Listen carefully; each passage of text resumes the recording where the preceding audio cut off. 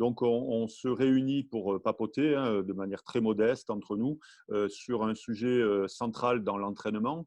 Si on considère l'entraîneur comme un constructeur de quelque chose, il va gérer un projet d'entraînement. On va intégrer tout ça dans des grandes théories, mais il a un outil qui est essentiel, c'est la planif, ou en tous les cas une méthode dans sa tête qui doit être centrale, c'est la planif. La planification, c'est quoi? Si on considère qu'on doit tambouiller là avec du talent de joueur, du travail, mais on a la dimension de temps qui est à prendre en compte pour construire des choses. C'est le troisième T. Donc la planification, c'est l'outil du temps, entre guillemets, de la gestion du temps. Enfin, ce qu'on va essayer de faire entre nous, c'est déjà de comprendre ce que c'est, Kesako, pourquoi, quel sens on donne à ça, jusqu'où ça peut aller. Et ensuite, par nos expériences respectives, on va essayer de s'enrichir en se donnant des petits trucs ou des points de vue particuliers sur la notion de maîtrise du temps, maîtrise des cycles d'entraînement et des contenus. Voilà. On commence pour ça donc le tour d'écran par François qui va nous faire la première partie un peu plus théorique. On te laisse te présenter rapidement. François Attier, je suis un ancien joueur d'Angoulême dans les années 90, une dizaine d'années, là, de 89-99. J'ai un brevet d'État, quand ça s'appelait un brevet d'État. Et je suis depuis 17 ans au Canada, où j'ai entraîné les deux équipes nationales féminines et masculines lors des 10 dernières années, plus les féminines sur 2 Coupes du Monde, et puis les masculines quand ils viraient les entraîneurs. J'étais l'intérim souvent. Et depuis 2 ans, là, je suis revenu à Montréal, là où ma famille vit, pour prendre en charge la direction de la Fédération de rugby du Québec. Voilà, où j'ai un rôle assez large entre le directeur technique et directeur général. Donc, voilà. Bonjour, bonjour. Ouais, moi je suis professeur de PS, je suis professeur de judo, j'ai fait une petite carrière sportive du niveau d'une Pro D2 rugby, ouais, ça correspond à ça au niveau performance. Et quand j'ai muté lors de mes mutations d'enseignant, je me suis retrouvé confronté à une question: qu'est-ce que le lutteur judoka peut apporter au rugbyman quand je suis arrivé à Montpellier. Et à partir de ce moment-là, j'ai essayé de voir ce que je pouvais apporter. Donc, du coup, je suis rentré en insistant un petit peu, en échangeant beaucoup avec les spécialistes rugby. Je suis rentré au centre de formation. J'ai fait quelques apparitions en tant que coach, un peu avec les équipes pro de Montpellier, sous l'ère Jack White, un peu moins de Vercotter, un peu plus de Garbajosa. Puis là, ça s'arrête un petit peu. Donc, je continue un petit peu mon travail là-dessus. Voilà. Parfait. Bonjour à tous. Oui, moi je m'appelle Brandon Sajardo, j'ai 25 ans. Donc, comme l'a dit Michel, je suis joueur actuellement à Bayonne. J'ai toujours aimé l'entraînement depuis que je suis tout jeune, donc je me suis très vite plongé un peu dans ça. J'ai entraîné les catégories de jeunes dans les différents clubs où je suis passé. Ça va de minime à Krabos, voilà. Et voilà. Et moi, je crois beaucoup au multisport. Je crois beaucoup au multisport pour l'apprentissage à travers les habilités du rugby. Donc, très impatient de découvrir vos pratiques et vos méthodes. Oui, donc bonjour, moi je m'appelle Alex Benedetti, donc je suis directeur technique national pour la Fédération luxembourgeoise de rugby depuis 5 ans maintenant. Comme François, donc, je dois me considérer parmi les vieux, je pense aussi, puisque j'ai un vieux. Je suis enseignement cadre technique pour la FFR, donc dans 2 régions différentes, puisque je suis originaire de Provence, et puis j'ai été amené à me retrouver en Alsace-Lorraine par après. Et dans le cadre de mes missions, qui sont diverses et variées, ça part de la formation au développement. Je m'occupe aussi du centre de formation fédéral, donc, dans lequel je vais avoir des joueurs de 14 à 20 ans. Bonjour à tous, moi je m'appelle Stéphane Lagache, je suis cadre technique à la Fédération française de rugby, maintenant depuis une bonne vingtaine d'années. Voilà, j'ai quitté la métropole il y a 15 ans de ça pour m'installer donc sur la zone Antilles-Guyane, la Martinique, et titulaire des brevets d'État. Et puis aujourd'hui, très heureux de partager en votre compagnie. Voilà, et je suis très heureux de pouvoir partager expérience, échanges construits et autres, en sachant qu'en étant cadre technique, on a rarement la chance, quand même, je tiens à le souligner, d'avoir à charge un collectif sur toute une saison. Et aujourd'hui, cette thématique de planifier sa saison, dans le contenu d'entraînement, je pense avoir une certaine connaissance, d'accord? Je dis ma connaissance. Rentrer dans l'appropriation d'un projet d'entraînement autour d'une sélection sur quelques semaines, quelques mois, j'arrive, voilà, mais sur une saison sportive, avec son environnement, avec les particularités de son environnement, j'ai hâte d'écouter les uns et les autres pour pouvoir un petit peu, voilà, moi j'ai noté les incontournables, voir vos méthodes de pensée et, comment cet outil du temps, vous le maîtrisez sur une saison sportive. Voilà un petit peu mes attentes partagées que j'aimerais avoir avec vous. Voilà, merci. Comme tu le sais, hein, ce que défend la Fédé, les Fédés en général, les praticiens, les pros de la formation, la compétition n'est que un outil de formation. Hein, donc la planification d'une saison, oui, de la compète, mais forcément à l'intérieur, il y a ou de l'entretien ou du développement d'individus. Et on va aborder aussi la planification de l'individu, hein, enfin, du travail de l'individu, certainement. Ce que je voulais dire, c'est que certainement les attentes d'une équipe nationale et sa planification vont certainement être différentes entre les attentes d'une équipe minime que tu as dans un club X ou Y ou les attentes d'une planification sur une équipe Crabos qui vise des objectifs qui, voilà. Donc, je pense que les environnements, on va échanger sur nos environnements et puis après, ces incontournables qu'on voudrait mettre dans la construction de cette planification, je crois que c'est le cœur certainement de nos discussions. OK. Eh bien, on va laisser la main à François pour nous parler une fois de plus de cette contextualisation de la planif, hein, qui est très importante. Encore une fois, vu la généralité du sujet, effectivement, c'est vraiment un ping-pong. Ouais. Donc, j'expliquais à Michel lors de nos conversations extérieures au sujet, c'est que moi, depuis 15 ans, 17 ans, je suis plus dans une culture anglo-saxonne du rugby qu'une culture francophone, on va dire. Ce qui fait que j'ai eu la chance de pouvoir mettre les deux un peu ensemble, mais donc Winston ici. Et ça ouvre la discussion, en fait, et c'est là où déjà un premier tour d'ensemble, planifier pourquoi, en fait. Si je traduis la citation, c'est là il y a un jeu de mots, mais en gros c'est que ne pas planifier, c'est planifier l'échec en fait. Et par rapport à cette réflexion, j'aimerais vous entendre individuellement de façon assez courte sur, pour vous, pourquoi on planifie. Sans rentrer dans les détails, mais pourquoi, essayer de synthétiser pour avoir une idée claire de la planif, pourquoi. Maîtriser l'outil du temps. Maîtriser l'outil du temps. La mise en projet, le fait de mettre en projet quelque chose à partir des ressources et de savoir vers quoi on va, et donc tout le plan qu'il y a à mettre en place pour aller jusqu'à ce projet final. OK. Et définir une ligne directrice. Ligne directrice. Atteindre les objectifs des joueurs, atteindre les objectifs du staff, atteindre les objectifs du club. Prioriser les points clés, les attentes immédiates, les attentes à moyen terme, les attentes à long terme. OK. Donc, nous, quand je dis nous, c'est une pensée globale sur les gens avec qui je travaille, mais planifier pour les anglos, c'est assez simple. En gros, c'est minimiser le risque d'échec et augmenter la probabilité d'atteindre sa cible.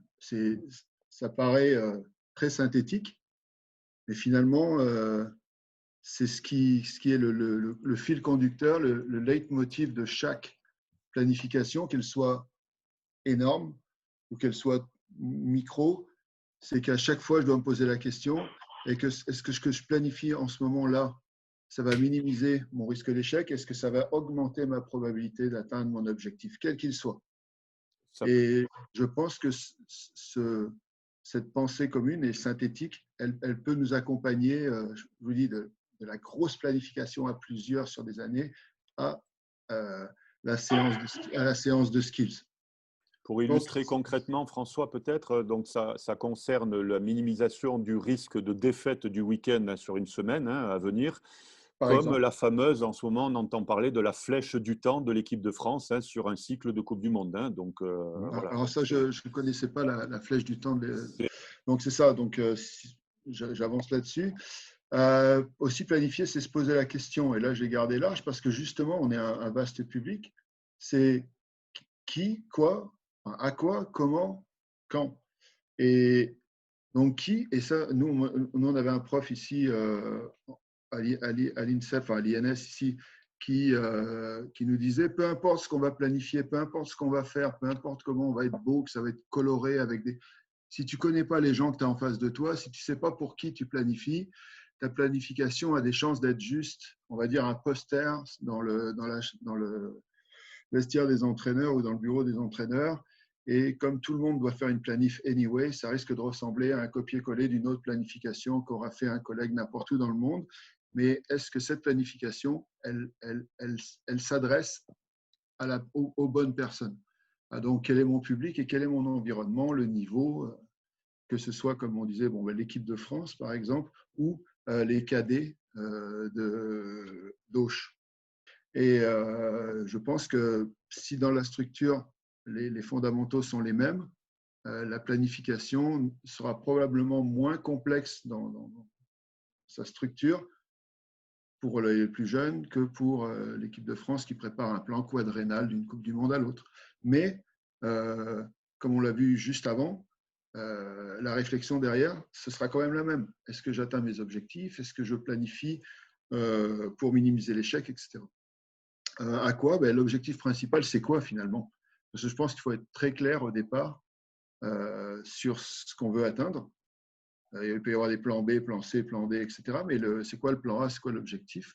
Je veux être champion, maintien, qualif, développe. J'ai mis des choses ici. J'aurais pu en rajouter d'autres. Je serais ravi de vous entendre là-dessus. Mais je pense qu'il faut avoir une idée très, très claire de son objectif et pas seulement dire bon, on verra, quoi. Hein, moi, je l'ai entendu souvent, je ne citerai pas de… Mais on verra bien. Ouais, ok, c'est sûr qu'on verra, mais on risque de voir le mur, quoi. Quand? Ça paraît idiot, mais un début et une fin. Quand est-ce qu'elle commence, cette planification? Puis quand est-ce qu'elle se termine? C'est quoi mon cycle? C'est quoi? Est-ce que je viens de planifier sur 1 an, sur 4 ans, sur 6 mois, sur 3 semaines? Il faut que ce soit très clair aussi pour vous. C'est clair pour vous, ce sera clair pour les gens que vous entraînez parce qu'on s'entend que toute cette planification, elle n'est pas faite pour faire joli, elle est là pour faire progresser des athlètes. Comment? C'est quoi mes moyens? Encore une fois, je peux construire une planification très complexe et très élaborée, mais finalement, est-ce que je suis le seul entraîneur? Est-ce que j'ai un préparateur physique? Est-ce que j'ai un staff professionnel comme Brandon à Bayonne? Est-ce que j'ai 3 skills coach, un head coach, 5 analystes, etc. à ma disposition? Auquel cas, peut-être que la complexité de ma planification aura du sens. Ou est-ce que je suis tout seul avec mon adjoint Dédé? Et puis, nous, peut-être que Dédé n'est pas là la semaine prochaine. Comment je fais? En gros. Et ça, c'est juste une réalité, selon le niveau où on entraîne. Donc, ne serait-ce que sur ce sujet-là, moi, j'aimerais vous entendre par rapport à ça. Et peu importe le qui, quoi, comment, quand, mais avoir un peu vos feedbacks ou vos avis ou vos expériences là-dessus. Ouais, alors moi je suis totalement d'accord. Je trouve que c'est très très important de connaître vraiment l'environnement dans lequel on va travailler, avec qui on va travailler, pour combien de temps et tout ça. Et ensuite, je rajouterai aussi le cycle de vie de l'équipe et du staff. C'est-à-dire, est-ce que j'arrive et est-ce que je commence avec mon équipe? Ça fait combien de temps que je suis dans le club? Ça fait combien de temps que j'ai ces joueurs? Est-ce que je connais mes joueurs? Comment je peux faire pour les connaître? Et puis aussi, pour moi, chaque staff a son éducation à mettre en place. Et pour moi, si on arrive et qu'on débute, on a toujours ces 6 premiers mois ou cette première année où il faut éduquer les joueurs à sa méthode pour ensuite vraiment rentrer dans vraiment sa vraie méthode de travail. Parce que si on n'éduque pas, à mon avis, on va sauter des étapes et ça peut être problématique. Donc, sur ce que j'en ai déduit sur ma petite expérience, notamment avec des jeunes ou quoi, c'est qu'on a toujours besoin d'éduquer ces joueurs Donc, c'est important de comprendre dans quel cycle de vie d'une équipe on intervient et quel est son passé et quel est le passé du staff. Tu parles de faire converger en réfléchissant, en faisant mûrir un peu tout ça, les projets de club hein, qui peuvent être un projet de montée et le projet du staff en fait. Hein. Parfois, on n'est pas sur les mêmes calendriers, quoi. Il y a des projets de vie, des projets d'équipe, des projets de club et le projet du staff, il faut qu'il se conforme ou en tous les cas qu'il converge vers des cycles plus globaux, quoi. Hein. Ok. Exactement. Moi, je rajouterais aussi le projet du joueur parce que certaines fois, dans les équipes, ils viennent pas tous pour la même raison. Donc, c'est pour ça que moi, je reviens un petit peu sur le qui et à quoi là, lors de ta présentation, François. Moi, ça m'intéresse beaucoup aussi d'analyser les ressources, en fait, les ressources du joueur. C'est-à-dire qu'à un moment, quand tu fais ton plan, eh ben, tu analyses qui c'est que tu as en face parce que voilà, j'ai quelques petites anecdotes. Si tu as Toulouse dans ton équipe, eh ben, bon, c'est un cas extrême, hein, mais tu as Toulouse avec ton équipe, tu vas le faire jouer comme un Toulouse, tu ne vas pas le transformer. Donc, bon, là, je parle du très, très haut niveau, mais quand tu as des petits ou des minimes, ben, faut savoir qui est-ce que tu as en face, les ressources qu'ils ont, le temps que tu as pour les transformer. Moi, je trouve ça très, très intéressant de faire cette analyse-là de la ressource, en fait. J'ai une question à poser à Brandon. Quand tu parles d'éducation, c'est quoi ce que c'est ta méthode d'entraînement? C'est les principes que tu veux mettre en place? C'est ton projet de jeu? C'est quoi le mot En fait, quand je parle d'éducation, c'est éducation bien sûr à la méthode d'entraînement, mais c'est aussi à la personnalité dont le joueur a besoin pour s'entraîner. Donc, ça va faire appel au savoir-être, savoir-faire. Et je trouve qu'en fait, chaque staff a à peu près, en fait, a sa méthode, mais du coup, ça nécessite chez les joueurs une attitude différente. Donc, il faut connaître vraiment ces joueurs, connaître leur motivation, pourquoi ils viennent s'entraîner, mettre du sens, et aussi en fait travailler avec eux sur éduquer en fait, éduquer le staff à la méthode des joueurs et à connaître ses joueurs, mais éduquer les joueurs aussi à la méthode du staff. Et en fait, j'ai connu à peu près 3 staffs en parlant de pro, et les 3 staffs travaillaient d'une façon totalement différente.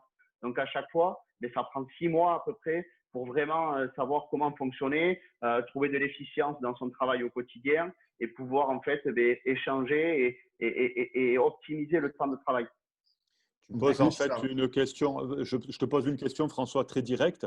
Ce Oui. que on est en train de toucher du doigt, c'est le quand. En fait, le staff qui arriverait avec une planification déjà prête au mois de juin ou au mois de juillet, grosso modo, se tromperait puisqu'il n'aurait peut-être pas pris encore en compte justement le temps de l'observation, hein, notamment des aménagements d'effectifs, hein, des contextes différents, des moyens différents que l'on a, etc. Donc le quand hein, ça débute, il doit d'abord prendre en compte une notion de testing aussi, hein, de joueurs, quoi.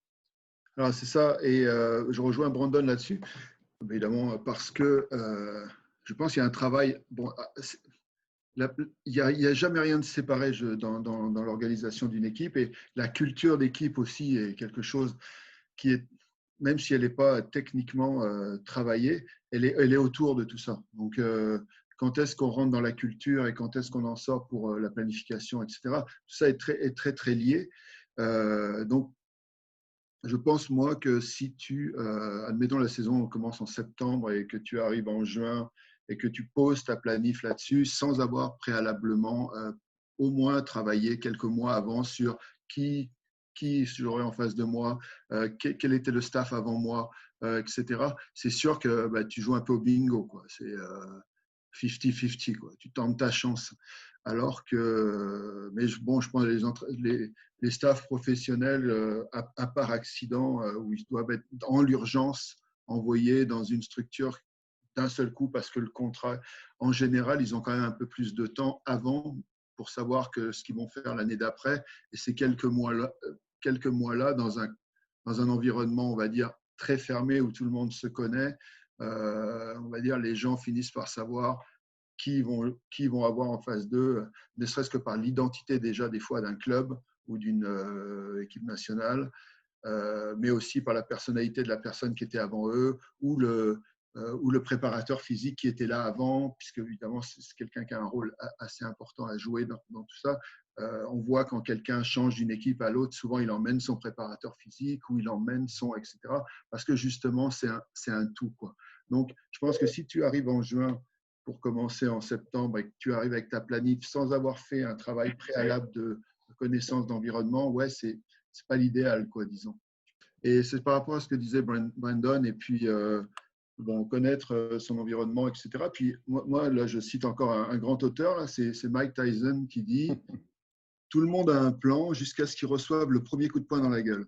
Et le coup de poing dans la gueule, pour moi, ici, c'est ce que Brandon peut évoquer, ou ce qui peut arriver, c'est qu'on a un plan magnifique, on a quelque chose qui, sur le papier, est super bien construit. On verra après comment on peut construire quelque chose avec les incontournables, et puis Pierre pourra peut-être rebondir là-dessus, lui, d'une façon plus intervenant, extérieur, travaillant avec des structures, etc., dans l'individualisation.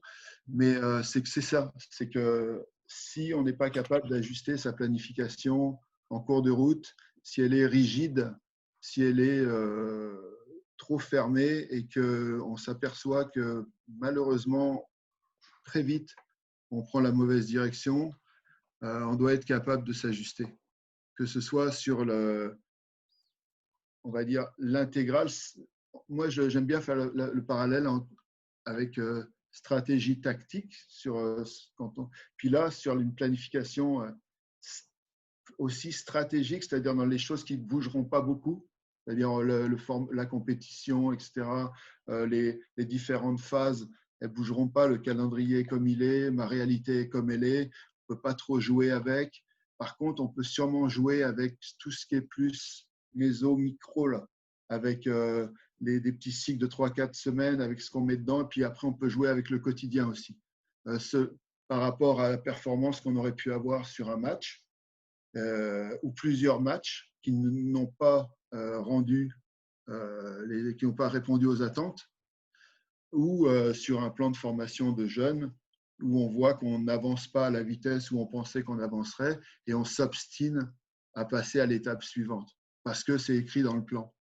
Ou donc on a perdu dimanche contre Clermont. Ah ouais, et la fois d'après contre le Racing et la fois d'après contre Toulon, et on s'obstine dans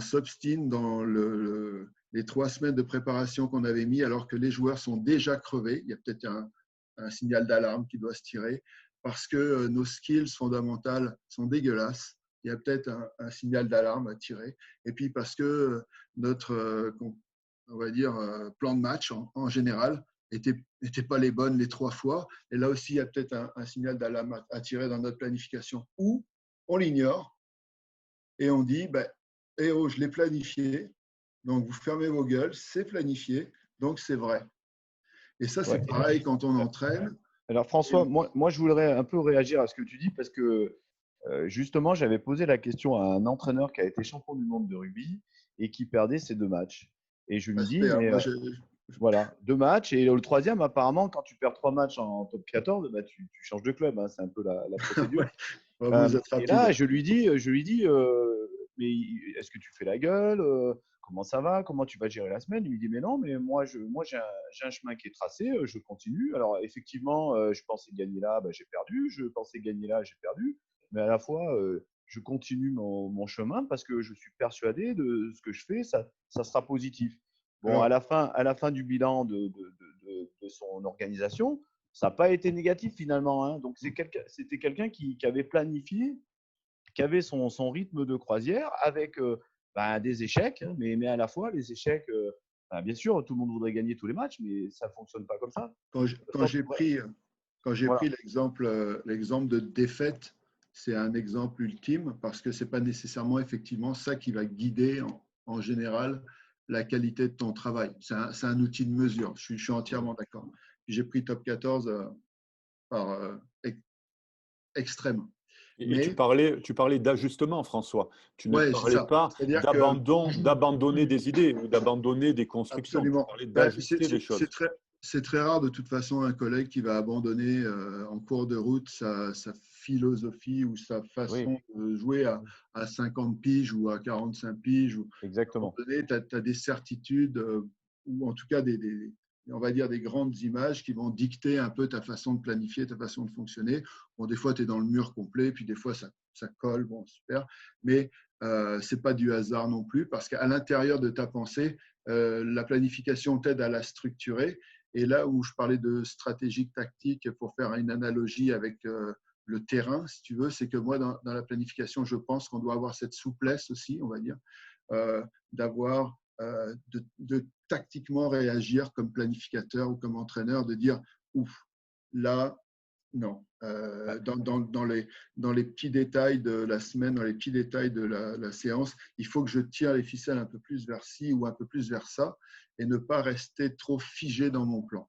Et encore plus peut-être avec les jeunes, parce qu'il y a des étapes. Et puis, tu parlais tout à l'heure, Pierre, et on est très proche de quelque chose là-dessus aussi, dans l'individualisation de la planification dans un sport collectif. Bon, la société est plus individualisée aussi, mais aussi les attentes vers le professionnel poussent à individualiser l'entraînement. Donc, il faut avoir ça aussi en comment je continue. C'est très difficile notre sport finalement, parce que comment je continue à planifier pour mon équipe, tout en sachant qu'elle est composée d'individus qui eux-mêmes veulent performer. Et là, je rejoins la particularité, par exemple, de Brandon, qui est un joueur professionnel, qui lui-même, par rapport à son collectif, a besoin lui-même de progresser dans la planification. Donc, ça ne peut pas être… Bon, le groupe, je suis dépendant du groupe, mais je suis aussi responsable de ma propre préparation. Peut-être qu'il y a plusieurs planifications, parce que la planification du préparateur physique sur l'individu joueur, elle est scalée, voilà, microcycle, masocycle et compagnie, là, tout ça. Et la planification de l'entraîneur, lui, il est plutôt sur la gestion de l'équipe. Donc, il y a des planifications qui s'additionneraient, en fait. C'est ça. D'où la création de ces postes de manager, voilà, qui est le chef d'orchestre de l'organisation de la prépa physique d'un côté, la préparation du plan de jeu mis en place par les entraîneurs terrain, voilà, la coordination avec le staff médical, et ainsi de suite. Donc, ces notions de manager, voilà, Mais à la fois, moi j'ai été confronté plusieurs fois à me poser la question, c'est ce qui m'embêtait un petit peu, c'est le dimanche soir, je posais la question, est-ce que mardi je suis invité voilà. Et en fait, il y a malgré tout le temps une remédiation. Parce que voilà, les mecs, physiquement, ils sont vraiment mâchés. C'est pas le moment mardi, Pierre, de te faire tes séances de lutte. Ok, bon, pas ce mardi-là. Par contre, le mardi d'après, ok, parce que je sais que là, voilà. Donc, à chaque fois, moi, je pense que le mot remédiation, c'est bien hein, de planifier, c'est super bien, c'est très, très important. Mais il y a toujours la petite remédiation qui fait, voilà, mes joueurs sont fatigués, lui, il est blessé. Tac, tac. Et ça la remédiation, c'est quelque chose qui fait que le curseur bouge un petit peu à l'intérieur. Et ça, je trouve que ça, justement, c'est peut-être la particularité du coach plus, quoi. Voilà. Je pense que c'est là où notre métier prend un sens dans l'art du coaching, on va dire, dans toute sa généralité. Bon, là, j'avais mis juste une périodisation traditionnelle du tableau, du machin inspiré par truc, etc. Parce que tout le monde connaît cette espèce de forme pour au moins la structure de base. Mais c'est super ce que tu dis parce que ça permet de rebondir sur vraiment ce vers où je voulais aller. C'est notre rôle. Alors qu'on soit sélectionneur national ou seul entraîneur d'une équipe junior, on doit être, et c'est plus dur pour l'entraîneur de l'équipe junior, on doit être capable de déceler, si on est aidé, tant mieux, si on ne l'est pas, dans notre planification de base, le moment où il faut lâcher, le moment où il faut pousser, etc. Même si là, on le voit, une structure avec oui, prépa générale, prépa spécifique, pré-compte, compétition, phase de repos, etc., transition, les choses qu'il faut en général ne pas négliger, c'est-à-dire de ne pas être constamment au même rythme, constamment et faire des essais-erreurs en cassant les joueurs, etc. Plus on va vers le haut niveau, plus on minimise le risque, on va dire, de blessures, etc. Quoique, bon, a priori non, mais on devrait, en tout cas, si il y avait comme on dit, un vrai travail de groupe entre le manager, l'entraîneur et ses adjoints, et la répartition des rôles et l'écoute et le retour, etc. Moi, j'ai une expérience personnelle où, avec l'équipe nationale canadienne, à un moment donné, le préparateur physique que j'ai dû recadrer prenait pratiquement tout l'entraînement. Et il me disait, si tu veux, tu auras 5 minutes pour faire du rugby. À ce moment-là, j'ai dit, on va s'asseoir, on va en reparler, et puis tu vas voir, on va trouver une façon de fonctionner, quoi. Mais ça existe aussi. Et ce qui existe aussi, c'est l'entraîneur qui dit oui, le préparateur physique, il commence à nous faire chier, il nous fait chier avec ses tableaux et son ordi et ses trucs de bien-être en me disant que lui, il ne peut pas s'entraîner aujourd'hui. Si je commence à écouter les joueurs, où est-ce qu'on va? On a les deux, hein. Mais dans les deux cas, on a tort. Brandon voulait peut-être intervenir. Oui, je vois lever la main. Ouais. Par rapport à ça, par rapport au cycle, en fait, moi, chez nous, je décèle plusieurs cycles. C'est-à-dire qu'il y a le cycle individuel du joueur, travailler sur la planification du joueur pour le faire progresser sur ses habiletés techniques, tactiques, mentales, stratégiques, peu importe. Ensuite, il y a la planification, par exemple, des trois quarts et des avants. Puis ensuite, la planification du plan réduit. Puis la planification du plan collectif. C'est-à-dire où est-ce qu'on en est, où est-ce qu'on veut aller et par quel objectif on doit passer pour atteindre en fait l'objectif final. Et moi, je trouve que ça, c'est très dur parce que c'est là en fait où ça prend énormément de temps, énormément de réflexion, énormément de hauteur. Parce qu'en fait, à l'intérieur d'un collectif, il y a plusieurs planifications pour pouvoir, à travers les différentes strates de l'équipe, faire amener tout le monde, faire adhérer tout le monde au projet collectif. Absolument. Et dans le temps, ça prend combien de temps? C'est ce que tu viens d'évoquer dans cette mise en place? Alors, je ne sais pas parce que ça, c'est… Dans la mise en place, tu me parles de quoi? Ouais, Formel, tu veux dire? De l'outil? Oui, de l'outil que tu viens d'évoquer. C'est sur une construction d'une séance ou c'est sur la construction d'un mois? Je ne sais pas. Alors, je ne sais pas parce que je n'ai jamais entraîné avec les pros et tout ça, mais je pense que ça prend beaucoup de temps et je pense qu'en fait, quand on construit son année, on doit construire l'année aussi du joueur. Parce que si on ne motive pas le joueur individuellement par des objectifs, par des entraînements, c'est-à-dire que s'il n'y a pas de suivi entre son skills du mardi et son skills de 2 mois après, pour moi, c'est une perte d'efficience et d'optimisation de l'entraînement. Donc, en fait, si on doit réfléchir à tout ça, ça prend beaucoup de temps. Donc, je ne sais pas. Après, c'est une réflexion que j'ai en fait sur la planification, mais je ne l'ai jamais mise en pratique. Brandon, elle est essentielle, cette planification, pour avoir travaillé au Centre national pendant les 2 ans avant de venir ici, avec l'Académie nationale, avec un entraînement quotidien, comme vous pouvez avoir dans un club professionnel, avec des joueurs qui venaient, donc qui étaient là. Là, j'ai mis une semaine d'exemple, justement, puisqu'on parle de planification, où là, c'était en collaboration avec le préparateur physique, où on travaillait tous les deux les semaines. C'est des joueurs, des jeunes joueurs là, qui ont 20 piges, qui jouaient le week-end en club, mais qui sont des candidats à l'équipe nationale. Donc, si tu veux, il fallait trouver un moyen qu'ils puissent quand même aller s'entraîner 2 fois par semaine avec leur club, mais qu'ils aient quand même 2 séances avec nous par jour, puis des moments de repos, puis les moments où on partait en tournée, etc. Donc, c'est exactement ce que tu disais. François, est-ce que tu as un exemple concret parce que moi j'en ai un à montrer éventuellement sur une synthèse de la charge, de l'individualisation, de la saison et de la construction du jeu, si tu veux. Moi, ce que je voudrais répondre à Brandon, c'est que tu parles des fois de planification avec des skills qui seraient le matin et du contenu de l'après-midi, mais en fait, tu t'aperçois que même dans les staffs pro, alors il y en a qui font un lien très étroit entre ce qu'ils font le matin, ce qu'ils font l'après-midi, en lien avec le collectif ou pas, et il y en a qui sont là pour faire leurs skills, par exemple, et il n'y a pas de lien. Donc, moi, ça m'est arrivé d'être confronté. Je dis, mais qu'est-ce qu'il fait le gars à côté? Ah, il fait ça, d'accord. Mais on ne s'était pas concerté auparavant. Et moi, je fais ça aussi l'après-midi.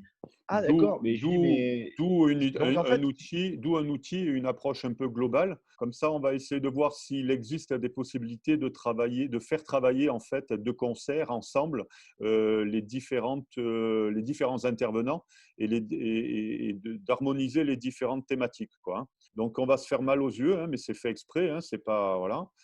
Je vous l'agrandis un peu, hein, donc bien sûr. Donc l'idée en fait générale, c'est de dire qu'on a un calendrier avec des blocs de matchs, d'accord, avec des matchs de prépa, des allées, des retours, une phase retour. Hein, donc il y a le temps qui est là. Tu as des cycles qui est en fait la construction du jeu staff sportif est liée à la construction de l'individu staff technique, qui est elle-même liée à une dynamique de charge un peu globale. Alors, bien évidemment, on va parler d'ajustement, on va parler de plein de choses, hein, et ça de semaine en semaine, mais l'ensemble des ressources individuelles du jeu, de la construction du jeu, alimentée par la notion de charge de travail qui est liée à des durées de séance et à des intensités de séance, et c'est ça qu'on essaie de mettre en œuvre, peut être harmonisé dans un tableau global. Maintenant, après, tu cliques sur certaines petites choses et puis tu as ta programmation hebdo et tu peux aller au plus fin dans un contenu éventuellement d'intervenants et de thématiques. D'accord? Donc, tu as bien à monter des puzzles différents, que tu parles du jeu, des joueurs, mais tout doit être lié par rapport à la dimension physique. C'est pour vous montrer un exemple de vraiment un macro-planif dans une structure complète, quoi. Hein, voilà. Michel, j'ai une question Ouais. à te poser par rapport à cette planification.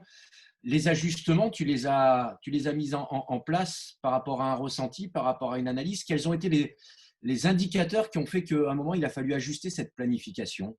Alors ça, c'est vraiment un sujet, je pense qu'il faut peut-être que Stéphane, on se le borde un peu plus tard, là, quand on va finir sur la partie théorie, parce qu'effectivement, l'ajustement, le temps de l'ajustement, il doit être prévu à l'avance. C'est-à-dire que tu as un temps dans la semaine d'ajustement, un temps dans ta séance d'ajustement, un temps dans un cycle d'ajustement éventuellement. Par exemple, les cycles d'ajustement, hein, quand on parle vraiment de périodes un peu longues, c'est peut-être les périodes de reprise, hein, ou les périodes de bilan, hein, entre des blocs, par exemple, ou surtout avant des phases finales, par exemple. Tu as des temps d'ajustement très forts que tu dois pas prévoir à l'avance, cela. Hein, donc, certainement. Voilà. On parlera des indicateurs et des ajustements peut-être après. On te laisse finir, François, sur ton déroulé. C'est parfait parce que si on se refocalise plus après sur la séance en elle-même ou sur la semaine, et puis après peut-être sur quelque chose de plus spécifique et comment on le fait. Moi, j'avais un truc, je ne sais pas si on voit mon écran ici. Très bien.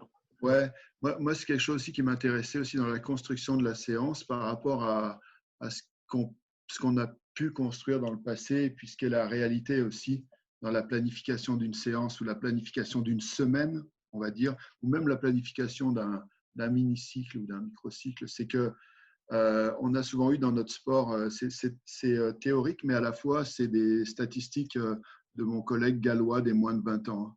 C'est qu'on avait tendance dans le passé, ou même encore, à scinder nos séances sur un travail qui était fait entre avant, trois quarts et ensemble, où la réalité de l'entraînement aujourd'hui, ou des séances, ou de la planification d'une séance sont plus axées sur le diagramme de droite, avec toutes ces choses à intégrer, à planifier, peu importe. Alors là, les pourcentages peuvent varier, mais je pense que cette image était intéressante aussi à partager sur où est-ce qu'on est aujourd'hui dans le rugby, plus que où est-ce qu'on était il y a encore quelques années, où est-ce qu'on peut être encore des fois à certains niveaux, alors que rien n'empêche de structurer ces séances, planifier ces séances de façon actuelle, même si on s'entraîne 2 fois par semaine, même si on n'a pas tout le monde, même si on est en première série. Ce n'est pas une excuse valable pour dire non, moi je continue à faire mais les touches, trois quarts, et puis on se revoit à la fin. Ouais, moi je partage totalement. C'est un peu cette interdépendance un peu des systèmes et de travail. Et il y a aussi, en fait, je me rends compte qu'il y a du prédictif maintenant beaucoup sur l'entraînement, sur le très haut niveau. C'est-à-dire, on a une collecte de données qui est forte, on se crée une grosse base de données, et à travers cette grosse base de données, on peut analyser du prédictif, et à partir de ce prédictif, on va entraîner notre modèle de jeu, mais aussi ce que l'environnement nous propose. C'est-à-dire notre match, qu'est-ce qu'il nous propose, notre championnat, qu'est-ce qu'il nous propose, et nous, qu'est-ce qu'on est capable de proposer. Si, par exemple, on n'a que 2 touches et 2 mêlées par match, eh bien, peut-être que le ratio d'entraînement sur la touche et la mêlée sera beaucoup moins important que les jeux de transition, l'attaque et la défense. Et ensuite, mon style d'équipe, c'est tenir le ballon. Du coup, je dois apprendre mes joueurs à tenir le ballon un maximum de temps pour être efficient. Et puis, quand je dois le rendre, comment je vais le rendre, comment je vais construire mon équipe. Et tout ça, je pense que tout ça, c'est lié. Tout ça doit être harmonisé et ça vient rentrer dans cette culture de club et cette culture d'équipe.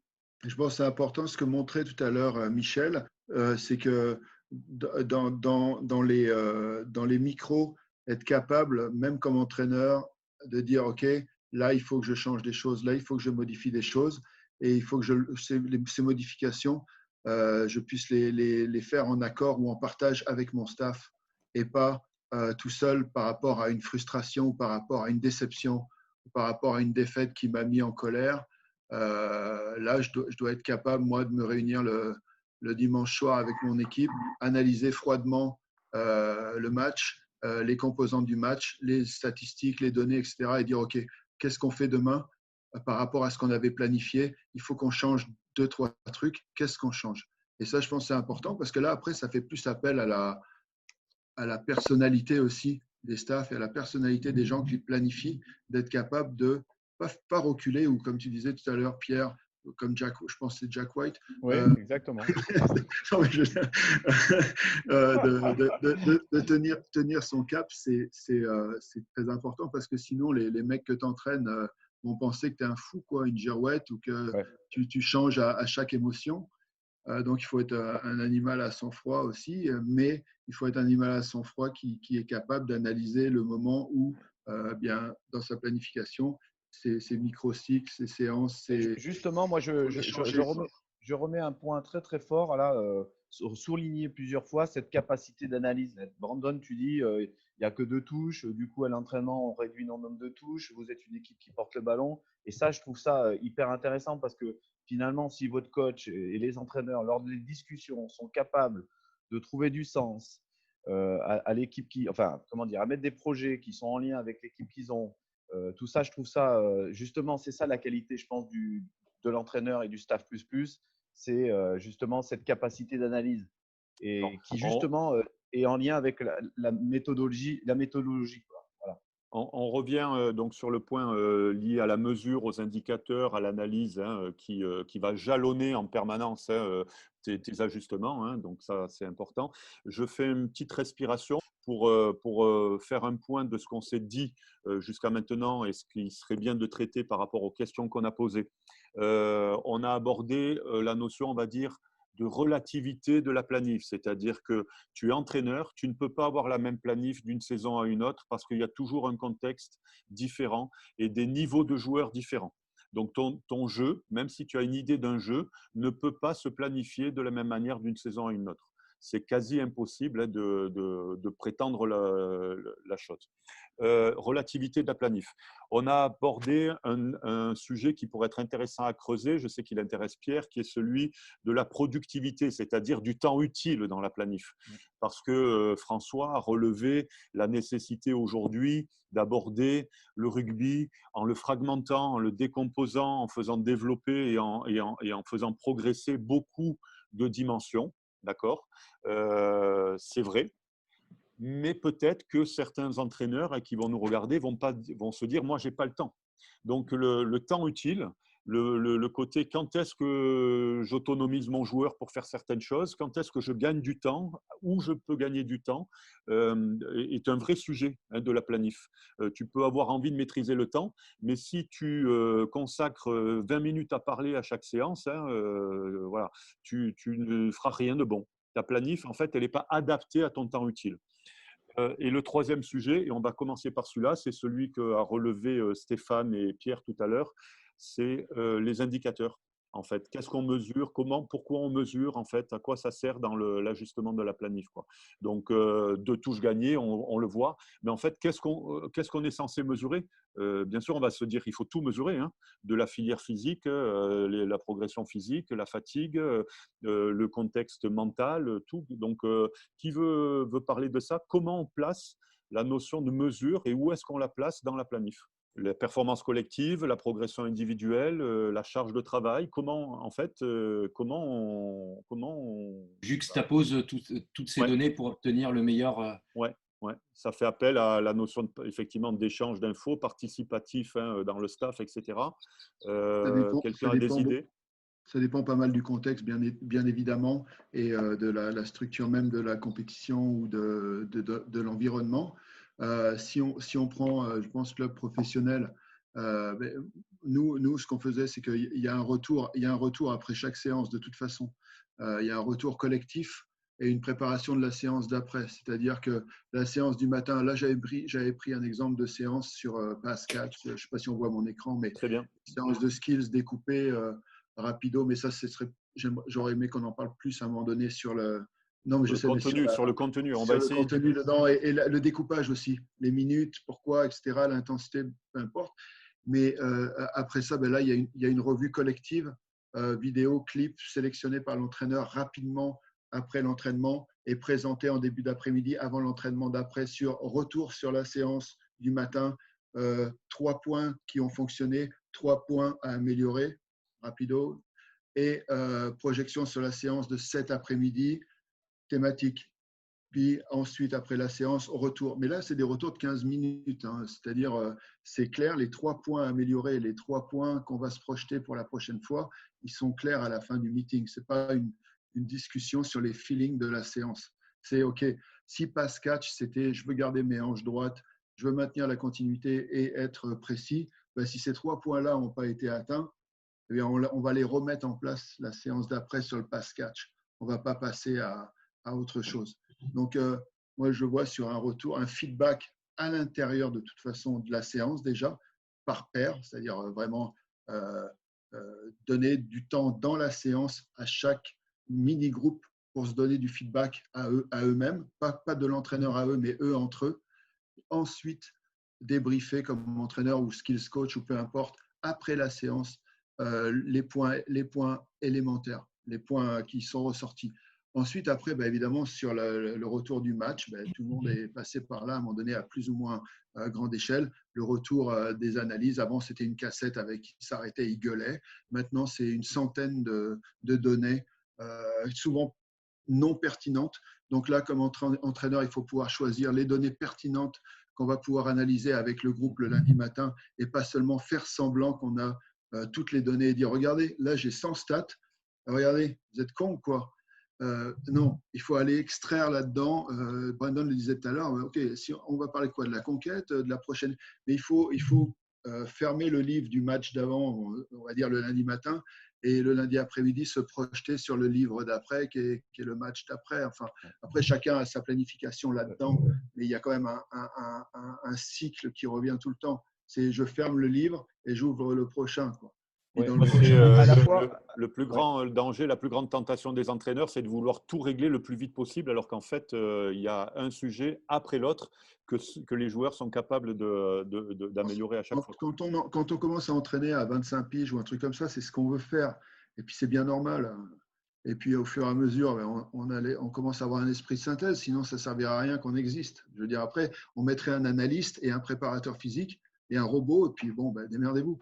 Mais après, il y a quand même cette façon de déceler chez l'individu ou chez le collectif quelque chose qui ne fonctionne pas. Et ça, Moi, François, ce que disait Alexandre, c'était prioriser. Ouais. Vas-y Pierre, et après Brandon va parler. Moi, je voulais justement revenir sur un point que tu as vraiment donné, mais c'est vrai que c'est plutôt pour les structures un peu organisées avec des analyses vidéo, en tout cas le fait de filmer une séance, parce que entre le ressenti de ton atelier que tu as fait et tu étais super content de ce que tu as mis en place, mais une fois que c'est mis en vidéo et puis que tu regardes la vidéo, tu te rends compte que tu as fait, tu n'es pas très très bon et que les joueurs qui ont bossé, en fait, ils n'ont pas spécialement bossé. Donc l'analyse vidéo et en tout cas le fait de filmer, alors là, tu parlais d'indicateurs, alors là c'est criant, hein, et c'est sûr que l'outil vidéo aujourd'hui… c'est incontournable. Oui. Pour les entraîneurs amateurs qui nous regardent, qui ne filmeront jamais leur entraînement, il faut avoir la notion, orchestrer, organiser, trouver des moyens de feedback personnel entre staff et entre joueurs pour vraiment avoir la vérité du travail, quoi. Brandon, la technologie aujourd'hui nous le permet quand même beaucoup plus qu'il y a des années. Donc, c'est qu'une question après de créativité. Ouais, après, c'est une question de temps aussi d'entraîneur. C'est-à-dire que l'entraîneur qui bosse de temps en temps, il n'a pas le temps de revenir. C'est bien normal. Il faut questionner, il faut mesurer, il faut à un moment donné essayer d'inventer des notions de feedback avec des réseaux sociaux, avec des temps de parole et d'échange aussi qui peuvent être en dehors du temps du terrain, quoi, hein. Bon. Brandon, tu voulais dire quelque chose? Ouais, moi, sur ce que dit François, je trouve que ce qui est vraiment important, c'est le modèle de diffusion. Diffusion de ses idées, diffusion de ses indicateurs, diffusion de ses principes. Et en fait, je trouve que ce qui est important pour un staff, c'est de pouvoir allonger le temps.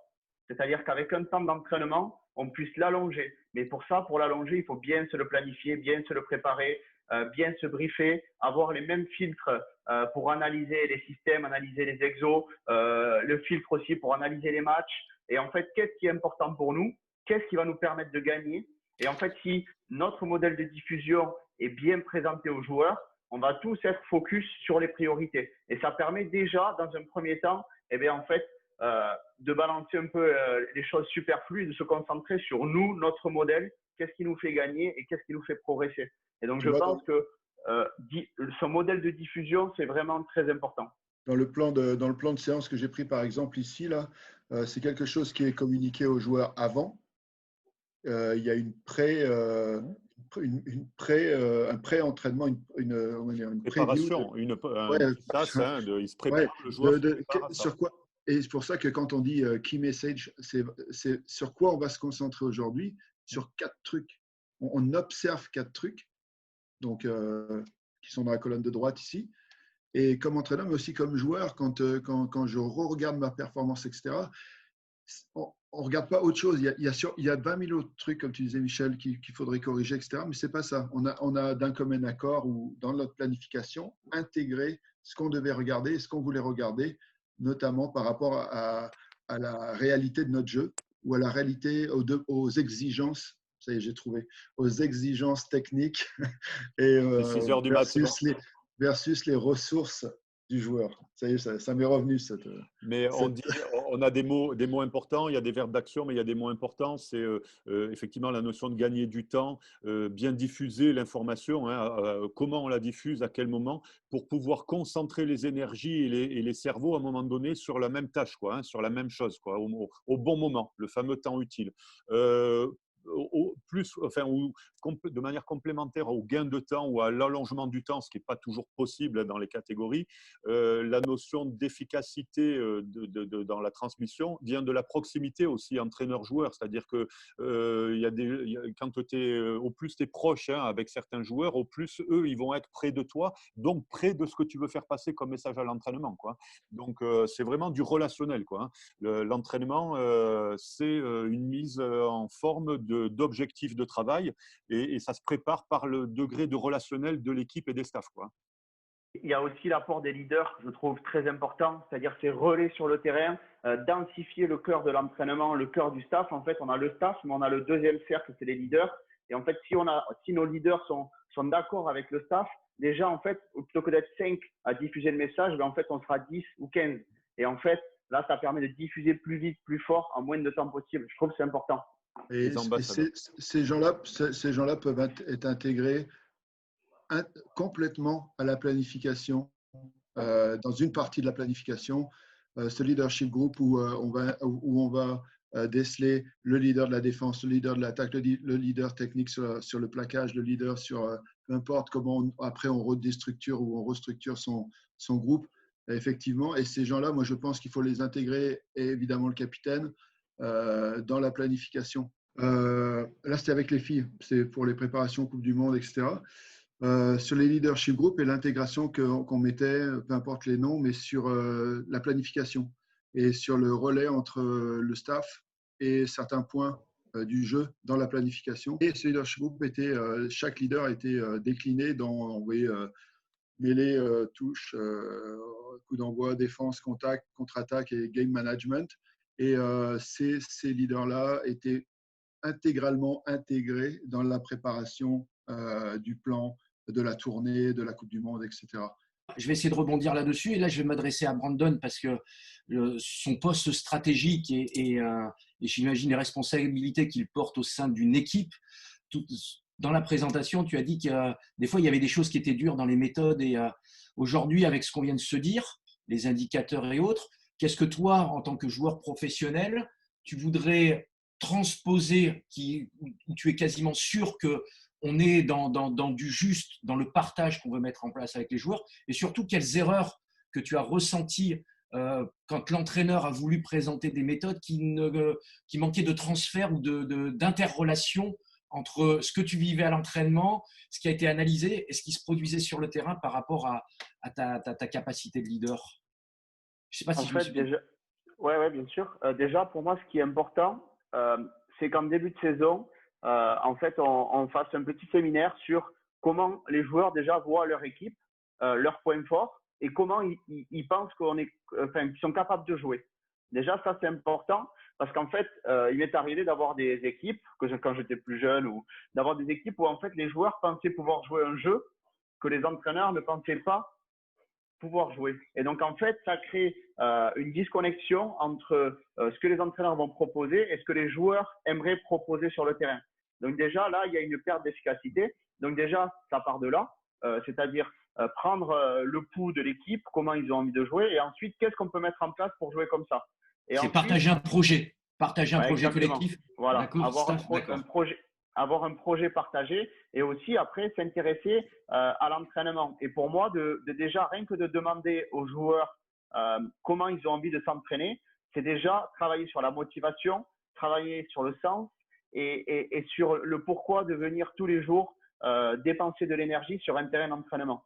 Et en fait, ça permet de créer du lien entre les joueurs, pouvoir partager, échanger sur le rugby et ouvrir l'esprit au rugby. Parce qu'il y a le rugby, il y a la motivation, il y a la vie d'équipe, mais il y a aussi ce travail du coach qui est important.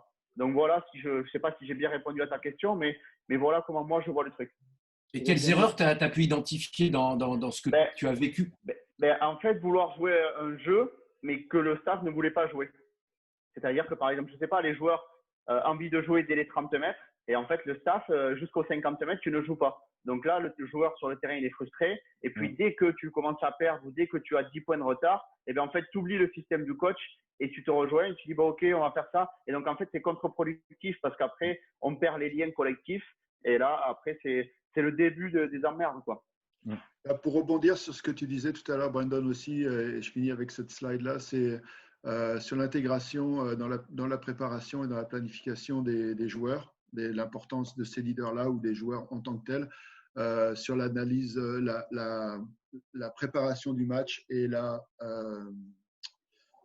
le débriefing du match, que ce soit, là nous on avait identifié sur les secteurs, que ce soit le 5 de devant, les troisièmes lignes, les intérieurs ou les extérieurs, des gens différents des leaders par exemple.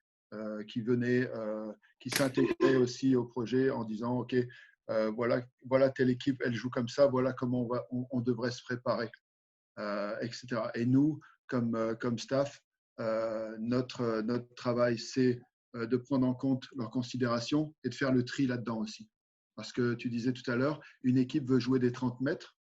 Si c'est un projet collectif vraiment intégré dans l'ADN des joueurs et le staff dit non, on peut aller au clash. Par contre, si c'est deux joueurs qui veulent jouer des 30 mètres et qui sont des gros caractères, qui sont en train de dire à tout le monde, oui, ben on joue des 30 mètres, mais que les autres n'osent pas dire que, ben là, je pense que là, l'entraîneur et sa planification ont une force aussi de dire, regarde, c'est pour ça qu'on la planifie comme ça, c'est pour ça qu'on intègre des séances comme ça, parce que comme entraîneur, avec mon expérience et notre staff, je pense que. Et là, on peut, tu vois, avoir ce dialogue constructif où le gars va dire, ouais, si je suis le seul à penser comme ça, peut-être que je pense qu'à moi, là, sur le coup. Donc, je pense que cette relation, mais encore une fois, je pense que ça vient de l'art du coaching, mais que ça s'intègre à une planification, on va dire, solide ou en tout cas réfléchie, pas, encore une fois, comme on l'a dit au début, pas on verra. Et consensuel, on peut dire. Consensuel, mais à un moment donné, il y a quand même une hiérarchie. C'est comme ça. C'est normal. Et cette hiérarchie-là, je pense qu'elle est respectée ou respectable si le groupe qu'on entraîne sait qu'il y a eu un travail derrière, sait qu'il y a une vraie prise en compte de leurs paroles, mais qu'à la fin, il va falloir quand même que des gens décident. Et ces gens-là, ils ont des données aussi. Ouais, ils passent plus de temps à les analyser que les joueurs souvent. Mais à la fois, s'il y a participative, s'il y a une relation participative des joueurs au coach, avec un management intelligent, je pense que, je reviens un petit peu à ce que tu disais, Brandon, là, justement, il y a partage de projets et je pense que c'est plus utile, enfin, c'est plus efficient, quoi. s'il y a Ouais, partage de projet, alors là, c'est plus puissant. Pour employer une petite image qui vaut ce qu'elle vaut, comme toutes les images, mais on peut définir un cap ensemble, si tu veux. Hein, on peut être routeur ensemble, on va définir un cap ensemble. On peut définir une manière d'y arriver, c'est-à-dire on a envie de s'entraîner plutôt comme ça, on va envie plutôt de ce jeu-là. Tout ça, ça doit être pris en compte dans la planif. Mais par contre, après, les rôles, il faut pas les rendre flous. Il y a celui qui tient la barre, ça reste l'entraîneur. Il y a l'équipage après. Mais dans la définition du cap et des moyens pour y arriver, hein, de comment on navigue ensemble, là, il faut qu'on se parle parce que la planif est impactée par tout ça et le degré de réussite est impacté justement par l'adhésion de l'équipage, on va dire, à la charge de travail, à la manière de s'entraîner et aux objectifs, quoi, hein. Donc, voilà. Tu vois, nous on avait on avait cette façon de fonctionner justement avec une équipe nationale parce que tu n'es pas tous les jours ensemble et il y a des choses qu'il faut planifier pour tous les jours, mais quand tu te vois, elles sont un peu différentes. C'est qu'est-ce que vous voulez que les autres disent de nous avant qu'ils jouent contre nous? Comment voulez-vous que les équipes, par exemple, je sais pas, l'Angleterre va jouer contre le Canada, comment elle nous perçoit? Là, c'était chez les filles. Et là, c'est vraiment un travail de façon pratique où tu rassembles ton équipe ensemble et tu brainstorm. Et on disait, là, on est sur un sujet qui est plus dans la culture, mais qui est lié. C'est ces mots-clés, une fois qu'ils sont remontés par l'équipe, une fois qu'ils sont validés par le groupe, tu vois, après, ils sont plus puissants. Nous, tu vois, c'était rapide, prend des risques, tenace, soudé, dur, travaillante. Ben, ces mots-là, là, ils étaient intégrés dans chaque entraînement, par exemple, Oui, dans chaque séance, dans chaque cycle. ils viennent imprégner le travail lui-même, quoi. Pas seulement la performance, ils imprègnent le travail, quoi, hein. Ils sont là constamment sur et en dehors du terrain et ils sont validés à l'entrée du bus, ils sont validés à la sortie du vestiaire, placardés quelque part. Et comme entraîneur aujourd'hui, est-ce que j'ai atteint globalement, je ne parle pas des objectifs spécifiques, mais est-ce que j'étais là-dedans? Est-ce que j'ai vraiment fait en sorte que mon équipe soit plus rapide pendant le temps que je les avais? Sinon, qu'est-ce que je devrais faire? Elles veulent prendre des risques. Est-ce que mes séances d'entraînement sont planifiées? On joue des 30 mètres ou on est conservateur jusqu'à l'heure 22? Je veux une équipe tenace. Est-ce que je fais des séances qui vont… Est-ce que je design des cycles où je vais travailler cette ténacité, cette espèce de guerre qu'on veut souder? Est-ce que mes séances sont dessinées pour que mon équipe se soude de façon à ce que les feedbacks, elles les ont entre elles ou entre eux? Est-ce qu'ils sont intégrés là-dedans? Est-ce qu'on est une équipe dure, puisque c'est ce que vous voulez? Alors, il va falloir qu'on s'entraîne dur. Alors, est-ce que je vais demander aux mecs du judo ou aux mecs de la lutte de vous en mettre plein la gueule? Probablement. Mais c'est vous qui le voulez. C'est vous qui l'avez dit. C'est vous qui l'avez intégré. Donc, je pense que dans la planification, au moins, comme on disait tout à l'heure, sur les méso-micros, là, ben ça, là, ça doit être constamment. Et pas qu'une seule fois. Pas que le lendemain où ces mots sont sortis, on dit « Ok, je vais te leur faire une séance, tu vas voir, tout va être là. » Ouais, puis après, ça s'écrase. Première défaite, oh, ben, on prend plus de risques. Deuxième défaite, ouais, ben, tu sais, le together, là, ben, c'est fini, il n'y en a plus. Déjà, tout le monde part en vrille. Donc, moi, je pense que quand on parle de culture d'équipe, qui est un autre sujet, il est de toute façon intégré et doit être intégré dans sa planification. Et même, je te dirais, de plus en plus, c'est fondamental. Tu parlais de qu'est-ce que j'ai fait pour y arriver. Est-ce que je me suis pas trompé? Est-ce que je suis dans le bon chemin? Donc, on est encore sur la mesure, on est encore sur l'évaluation. On est en permanence en train de se poser la question, est-ce que je suis dans les clous, quoi, hein? Donc, sur la performance collective du week-end, bien sûr que on n'observe plus la performance de la même manière. On a des vidéos, on se fait des petites stats dans un bout de cahier quelque part ou avec un logiciel, peu importe. Mais on arrive, si tant est qu'on soit capable de tirer juste un ou deux essentiels par semaine, hein, sans vouloir tout régler, on arrive à suivre et mesurer l'efficacité collective. J'avais une question pour peut-être Alexandre. Comment toi, dans un travail peut-être plus de formation joueur, de cycle de travail, tu vois, sur des filières un peu fédérales, etc., quels sont tes indicateurs d'efficacité, de mesure et où tu les mets dans la planif peut-être? En termes de planification, on utilise à peu près les mêmes outils que ceux qui ont été présentés, hein, donc quelque chose de général où on va anticiper un petit peu sur tout ce qui va être donc compétition ou échéance importante au niveau de la sélection, tout ce qui concerne les entraînements du club ou les compétitions du club, domicile à l'extérieur.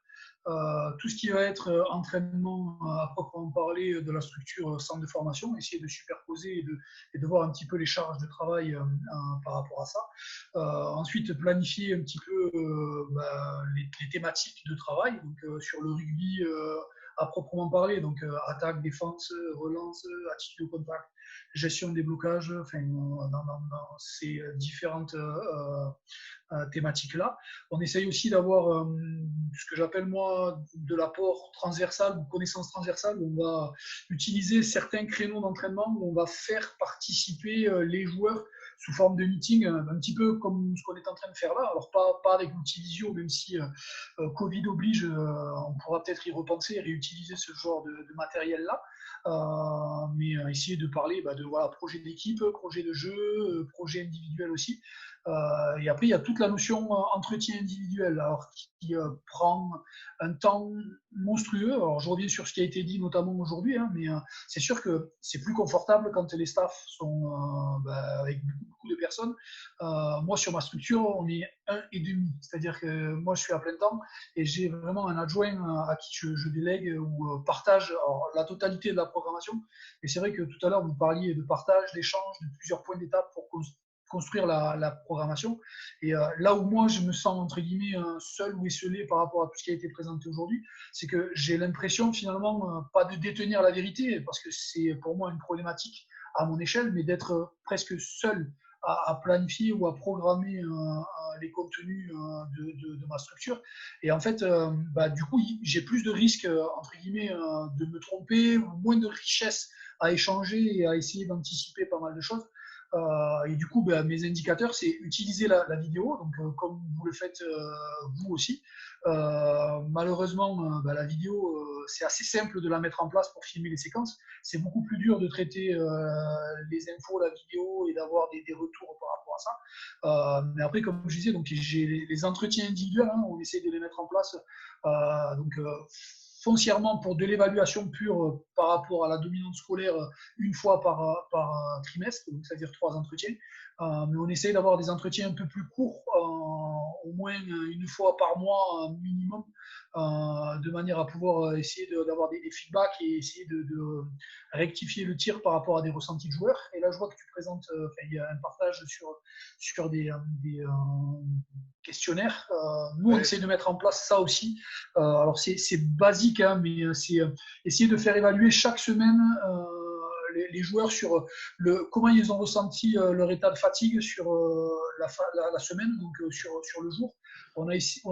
J'ai essayé d'introduire ça cette année, mais d'essayer de prendre une mesure sur la fréquence cardiaque, donc essayer de mesurer la fréquence cardiaque quotidienne tous les jours pour essayer de la mettre en relation entre leur évaluation ou leur auto-évaluation fatigue et leur auto-évaluation de la motivation. Et ça, on essaie de le mettre en place tous les jours. Après, on a des données du type, on les pèse une fois par semaine, donc essayer de voir est-ce qu'il y a une modification ou est-ce qu'en faisant interagir les 4 indicateurs là, que je viens de donner, est-ce qu'on peut tirer des relations de cause à effet? Est-ce que le mec qui est moins motivé va avoir une fluctuation sur son poids de corps ou va avoir un état de fatigue qui va être complètement dépendant de ça? Et c'est entre guillemets les seuls réels feedbacks que l'on peut avoir ou qu'on essaye de mettre en place. Mais moi, ma problématique, c'est que ça me donne une charge de travail assez conséquente, hein, parce que j'ai pas de préparateur physique. Hein. Le préparateur physique, c'est moi-même. Le mec qui va faire l'analyse vidéo, c'est moi-même. Le mec qui va proposer le workshop sur le projet ou sur une partie, sur les relances du jeu, sur la stratégie, sur la tactique, c'est moi-même. Et c'est compliqué parce que ça reste une structure qui se veut professionnelle, mais qui dans la réalité, à mon échelle, fonctionne encore au niveau amateur. Alors, c'est pas idéal, hein, mais on a des tendances, on va dire, essayer de couvrir certaines choses, mais il y a des choses qu'on sera foncièrement jamais capable de faire si le pôle ressources n'évolue pas. C'est pareil ici, Alexandre. On doit maximiser absolument toutes nos ressources. Il y a des jours où on en a beaucoup et puis des jours où on n'en a pas du tout. Si j'ai partagé cette revue ici, là, c'est parce que ça nous vient de nos collègues néo-zélandais quand notre patron était néo-zélandais. C'est parce que c'est la capacité, justement, ça peut paraître basique, comme que disait tout à l'heure Alexandre, des fois on a des outils qui nous semblent basiques, mais tu sais quoi, le sport, c'est pas si compliqué que ça. C'est pas de la physique quantique. Et je pense d'ailleurs que si un athlète est capable, alors là il y a game review, mais ça pourrait être entraînement, revue de l'entraînement, etc. Si tu es capable comme joueur d'analyser 3 choses que tu as bien fait et 3 choses que tu dois améliorer pour la fois d'après, tu es déjà un très bon joueur ou un très bon entraîneur, parce qu'on a tendance à élargir partout ou à s'auto-flageller parfois comme joueur aussi. Ou à se trouver des excuses ou à se cacher derrière des tas de choses. Alors que là c'est tout simple, mais tu avais tes objectifs avant la séance. Tu as la revue avec ton entraîneur en bas, avec la vidéo, et comme on disait tout à l'heure, ça ne pardonne pas, hein, c'est la vérité. Tu ne peux pas te tirer dessus, quoi. Et puis là-dedans, c'est par rapport aux simples 3 choses que tu voulais faire pendant ce match-là, liées à ton poste ou à tes qualités, est-ce que tu les as atteints? Si oui, tac. Sinon, une des 3, 2 des 3, dans ta planification, lundi, tu avais prévu que tu ferais 90% de plaquage. Malheureusement, tu es à 50%. On va essayer de comprendre pourquoi. C'est peut-être technique, mais c'est probablement technique. Donc, on va travailler. Tu me mettras un 15 minutes de plus après l'entraînement ou avant l'entraînement sur one-on-one tackle, etc. Par exemple. Mais cet outil, c'est con, hein, c'est une feuille. Hein, c'est pas… C'est pour ça que moi, je voudrais réagir sur la collecte des données. Parce que à la fois, aujourd'hui, c'est un peu la mode. Hein, on appelle ça les data. Là, moi, j'essaye de regarder un peu tout ce qu'ils font, là, les prépas physiques derrière leur ordi. Hein, et finalement, le prépa physique, il met plus de plot par terre. Hein, il est derrière son ordi 24/24. Après, le problème de ces données, c'est qu'est-ce qu'on en fait? Parce que savoir la fréquence cardiaque, alors le ressenti, c'est peut-être un peu plus judicieux, mais après, qu'est-ce qu'on en fait? C'est ça la problématique. Si c'est pour se rajouter des charges de travail, peut-être qu'il vaut mieux se poser les 3 questions de l'entraînement ou du match. Qu'est-ce qui n'a pas marché?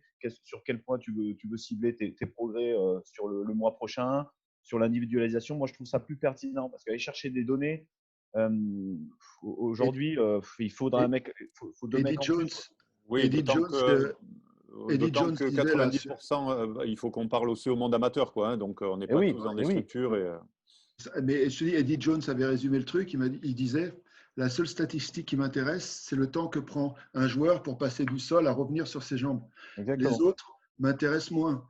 Et c'est con, mais finalement, on peut aussi aller chercher dans la revue et l'analyse ce qui compte vraiment. Qu'est-ce qui compte vraiment? Et là, le niveau n'a aucun… Peu importe. Et ça, c'est le coach. Ok, donc dans la planification, donc on a la notion de temps utile d'entraînement, de productivité si vous voulez, hein, mais aussi il faut que la planification, l'entraînement soit adapté au temps utile de l'entraîneur, donc il faut calibrer les outils de mesure, calibrer le temps de l'analyse aussi, hein, de soi-même, hein, ou de sa structure, pour que ça corresponde à une vraie utilité dans la planif, quoi, hein. Ouais, pour rebondir sur le dernier point, je suis totalement d'accord avec Pierre.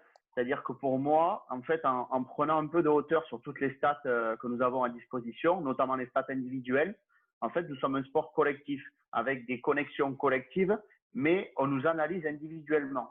Donc, en fait, moi, je trouve ça dommage et je trouve que ce serait beaucoup plus pertinent d'analyser, en fait, les connexions collectives, les cellules de 3, de 4, de 5 joueurs, en fonction du terrain, en fonction de la qualité des cellules. C'est-à-dire, si j'ai un ballon rapide, pourquoi ce ballon-là, sur telle cellule, il est rapide et ailleurs, il n'est pas rapide? Si j'ai un ballon lent, pourquoi j'ai un ballon lent? Ma première passe, est-ce qu'elle fait 8 mètres, 10 mètres? Quand elle fait 10 mètres, comment on circule? Voilà. En fait, avoir une analyse beaucoup plus collective du jeu et beaucoup plus rugby que athlète.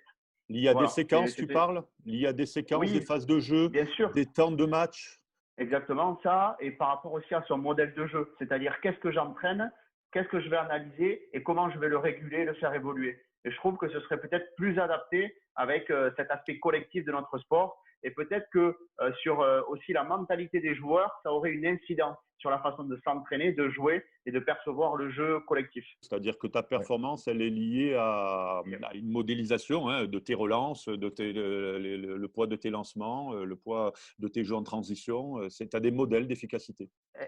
Exactement, voilà. Et c'est avoir en fait une transversalité des process, des méthodes pour que tout le monde suive en fait cette ligne rouge. Et à l'intérieur de cette ligne rouge, il y a des évolutions, des fluctuations du jeu, des méthodes, des outils, des moyens. Voilà comment je vois le truc. En tout cas, je vous remercie énormément. J'ai pris énormément de plaisir. Bon, moi, ce que je retiens de nos échanges, c'est cette notion dans la thématique de la planification d'une saison, c'est l'interaction qu'il existe de 15 joueurs pour produire un projet d'équipe, voilà, autour d'une culture d'équipe qu'on aura en amont pris le temps de faire émerger de la part des joueurs. Le joueur doit être au cœur du projet, au cœur des idées, et l'entraîneur doit prendre le temps de s'intéresser au potentiel, à la force et aux faiblesses de son équipe qu'il ressent, qu'il détecte. C'est aussi la raison de l'entraîneur. Il doit aussi créer le leadership de ses joueurs. Il faut que chaque joueur apporte une pierre à l'édifice dans la construction de l'équipe. Et il faut que dans la méthode d'entraînement, il faut qu'on soit en réalité avec le jeu. Il faut que l'entraîneur soit… il faut qu'il y ait une relation d'une journée d'entraînement avec 2 entraînements dans la journée. Il faut qu'il y ait une relation le matin avec quelque chose de programme, enfin, qui soit en connexion avec l'après-midi. Et quand on arrive à harmoniser, voilà, l'ensemble de ces données, ce qui est quand même une vaste problématique quand même, mais je crois qu'on obtient une harmonie de travail qui favorise à ce que chacun puisse s'exprimer. Et dans ce sens-là, ça permettra à chacun de pouvoir se positionner et de rechercher la haute performance, qu'elle soit à un niveau national, international, mais aussi régional. Voilà un petit peu ce que je retiens de nos échanges de ce matin. Et comme a dit Brandon, je remercie tout le monde de la richesse des échanges, du temps d'écoute qu'on peut avoir les uns envers les autres, des expériences qu'on peut avoir dans ce moment de partage. Parce que mine de rien, c'est une vraie richesse de pouvoir de son point de vue, se permettre le temps d'écouter et puis après d'échanger avec chacun. Merci à tous et vive l'Auvergne. Parfait. Moi, j'ai beaucoup aimé l'identité de club. Alors bon, ça c'est mon côté individualiste, donc c'est vrai que j'ai pas eu trop moi à travailler là-dessus, mais trouver l'identité de ta structure et les faire adhérer à sortir 3-4 mots forts et que ça soit le fil conducteur de tes séances, de ton cycle, de ta programmation, ça je trouve ça même mentalement c'est hyper important, je trouve. Voilà. Après, bien évidemment, si tu dis que tu es rude et à la fois tu n'es pas rude, il faut te poser la question pourquoi tu ne l'es pas et qu'est-ce que tu vas mettre en place pour le devenir. Mais est-ce que foncièrement tu l'es? Bon, ça c'est d'autres questions à poser. Hein. Donc ça sur l'identité. Donc finalement, c'est l'analyse du diagnostic et ça permet de donner du sens à tout ce que tu fais et aussi donner du sens à ton équipe, quoi. Quel projet on veut mettre en place. Ça, j'ai beaucoup apprécié. Donc là, c'est un effort très, très important de l'analyse en amont sur cette programmation qui est fait par entre guillemets, bon, tu disais les entraîneurs, finalement, c'est relativement simple, mais moi, je pense que c'est plus complexe que ça parce que analyser tout ça et y déterminer un fil conducteur, ça demande une capacité d'analyse et c'est là, je pense qu'il y a une différence entre le bon coach et c'est un peu comme le bon chasseur et le mauvais chasseur. Hein, voilà.